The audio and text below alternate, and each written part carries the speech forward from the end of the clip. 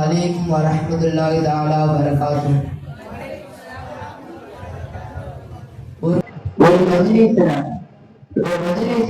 என்ன போயிருக்காங்க, அந்த மஜ்லிஸ்ல சலவாத் ஓதப்படல, திக்ர் ஓதப்படல. அப்ப அந்த மஜ்லிஸ்ல குர்ஆன் ஓதப்பட்ட வாக்கியமற்ற மஜ்லிஸாக இருக்கும். இவங்க அபிஷா கூறியிருக்காங்க. எனவே எந்த மஜ்லிஸா இருந்தாலும் சலவாத் ஆரம்பத்தில் ஓடிதான் இருக்கணும், முடிக்கணும். நபி ஸல்லல்லாஹு அலைஹி வஸல்லம் சொல்றாங்க, என் மீது யார் அதிகமாக சலவாத் ஓதுகிறார்களோ, அதாவது என் மீது யார் அதிகப்படியான சலவாத் ஓதுகிறார்களோ அவர்கள் நாளை மறுமையில் என் இருப்பிடத்தில் தாக்கத்தில் இருப்பார்கள். அப்படின்னு சொல்றாங்க. ஒரு தடவை ஆயிஷா இறந்துட்டாங்க. நபி ஸல்லல்லாஹு அலைஹி வஸல்லம் அவங்க நடுவில் படிச்சிருந்தாங்க. அப்போ வந்து ஆயிஷா இருக்கிறாங்க, யாருக்கும் இல்ல இந்த வானத்தில் உள்ள நட்சத்திரம் அளவு யாருக்குள்ளா அமைச்சிருந்தா, இந்த வானத்தில் உள்ள நட்சத்திர நாடுகளுக்குள்ள அளவு அமைச்சு சொல்லிருக்காங்க. அப்ப சொல்றாங்க உணவுகள் அதெல்லாம் அமைச்சிருக்காங்க. அப்படி ஆனா ரசூலா என்ன சொல்றாங்கன்னா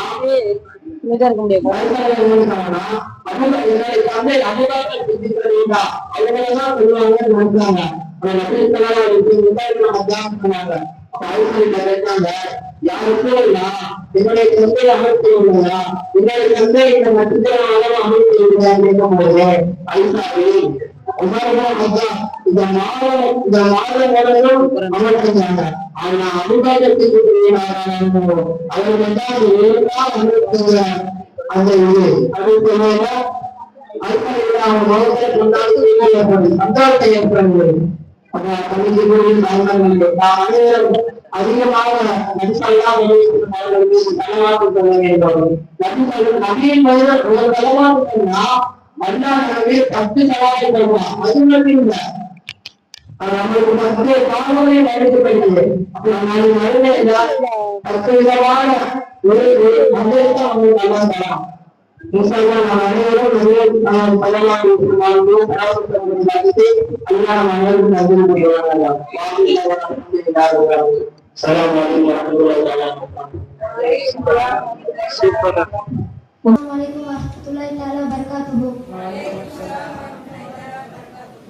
சொல்லலாம் அவர்கள் நம்மை போல கிடையாது என்று சொல்கிறார்கள்.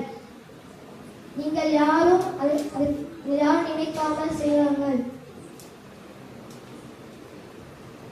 ஸல்லல்லாஹு அலைஹி வஸல்லம் அவர்களுடைய ஒரு முடி நம் மனிதர்களோட முடி போல நினைத்தால் கூட அல்லாஹ் தஆலா சொர்க்கம் ஹராமாக்கப்படும் என்று கூறினார். ரசூல் ஸல்லல்லாஹு அலைஹி வஸல்லம் கையில் ஈ உட்காராது. ரசூல் ஸல்லல்லாஹு அலைஹி வஸல்லம் நம்ம ஒரு விலங்கு வருது, நம்மளை பார்த்தா அது பயந்து தான் வரும். ஆனால் அது ரசூல் ஸல்லல்லாஹு அலைஹி வஸல்லம் அவங்களை பார்த்தா அது கிட்ட தான் வரும்.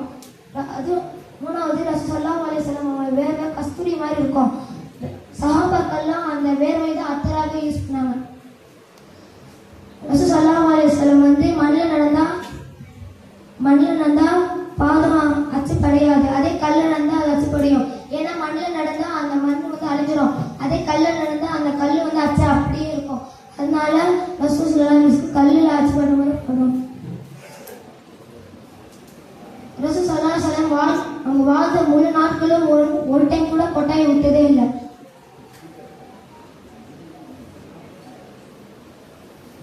அஸ்ஸலாமு அலைக்கும் வரஹ்மத்துல்லாஹி தஆலா வபரகாத்துஹு.